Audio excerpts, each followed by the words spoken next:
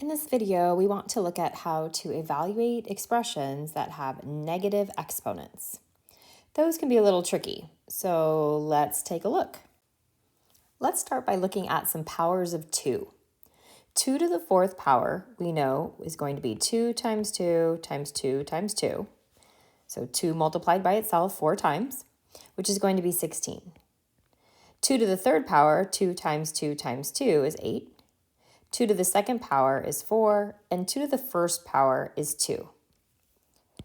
So we're going to use the knowledge that we already have about exponents to help us figure out what to do when the exponent's negative. Let's take a look at the pattern on the right-hand side. To go from 16 to 8, we know we divide by 2. 16 divided by 2 gives us 8. 8 divided by 2 gives you 4, and 4 divided by 2 gives us 2. So if we take a look at the left-hand side, we want this pattern to continue where the exponents are all decreasing by 1.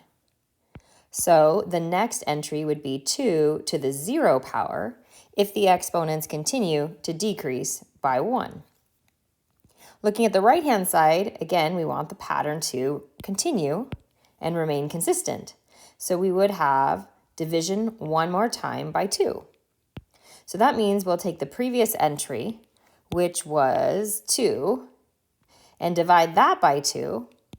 2 divided by 2 gives us 1. So we know 2 to the 0 power is going to be 1. Now on the left-hand side, we want that pattern to continue with the exponents, all decreasing by 1. So that means the next exponent should be -1. So now we have 2 raised to the -1 power, which brings up this question of what to do when the exponents are negative. Look at the right-hand side because, again, we want the pattern to be consistent. So we keep dividing by 2. So if we have 1 divided by 2, 1 divided by 2 will give us 1/2.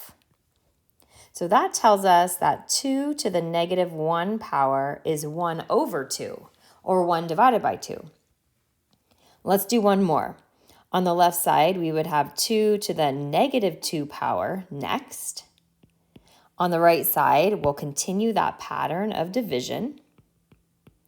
So now we have 1/2 divided by 2.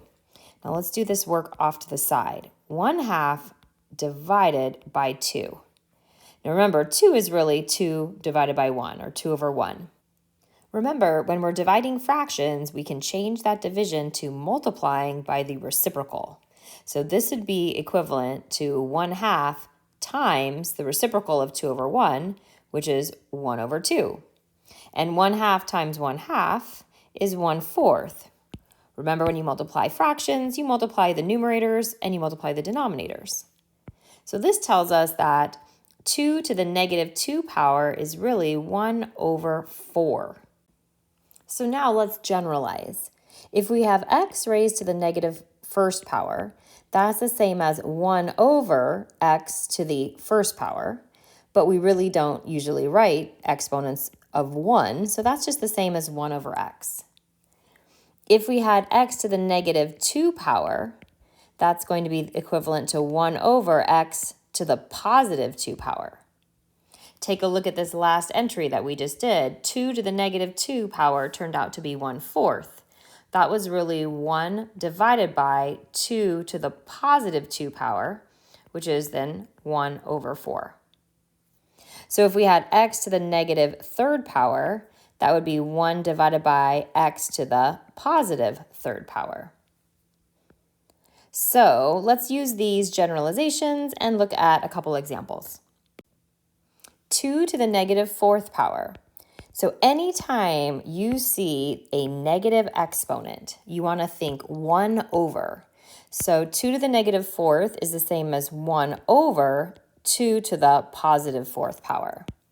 So that exponent, which was negative, becomes positive when we write it in the denominator. And then we just have to evaluate 2 to the 4th power, and we know that's 2 times 2 is 4, 4 times 2 is 8, and 8 times 2 is 16. So 2 to the -4th is the same as 1 over 16, 1/16. Next, let's evaluate 4 to the negative third power. So we see that negative exponent. We know that will be equivalent to 1 divided by 4. Now the exponent becomes positive, 4 to the third power. 4 times 4 is 16. 16 times 4 is 64. So 4 to the negative third power is the same as 1 over 64, 1/64.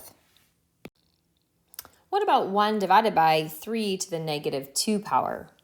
So we still have a negative exponent, but now we see that that is already in the denominator of this fraction. So let's just break this down one piece at a time. Let's start with evaluating just the denominator, which is 3 to the negative 2. I'm going to do that off to the side. 3 to the negative 2, we know the negative exponent creates 1 over 3 to the positive 2 power. And 3 squared is 9. So this is 1/9. So going back to our problem, we have 1 divided by, and then 3 to the negative 2 is really 1/9. So this is what we call a complex fraction. 1 divided by 1/9. Sometimes we call it a fraction within a fraction. So instead of writing this with a division bar like this, a fraction bar, I'm going to use the division symbol. So 1 divided by 1/9 could also be written 1 divided by 1/9, like so. And remember, every division problem with fractions can be rewritten as a multiplication problem if we change our division to multiplying by the reciprocal. So 1 divided by 1/9 can turn into 1 multiplied by the reciprocal of 1/9, which is going to be 9 over 1. Remember, there's really just a 1 underneath that 1. So 1 over 1 times 9 over 1, it will leave us with just 9. So 1 divided by 3 to the negative 2 power is really equivalent to 9. Let's do one more just to be sure you're confident. 3 divided by 5 to the negative 2. So I'll start with the piece that has the exponent, which is 5 to the negative 2 power. Let's think about how to evaluate 5 to the negative 2.